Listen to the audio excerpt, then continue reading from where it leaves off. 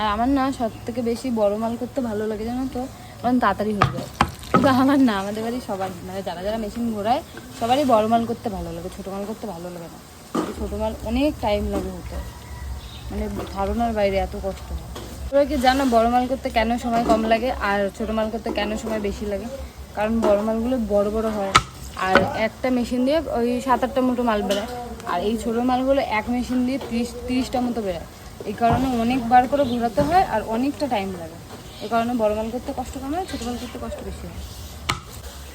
এক কাজ করি তাহলে, তুই না ভিডিও কর আর আমি এইদিকে তোর মালগুলো বানিয়ে দিচ্ছি। পারবি না।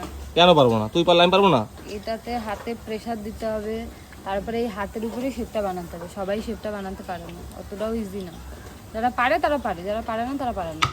তা তুই তো বললি প্রেস করতে হবে, তো প্রেস করলেও তো হয়ে যাবে না? হবে না, না প্রেস করলে তো এরকম হয়, তুই প্রেস করলে এরকম হবে। ও হো হো হো হো।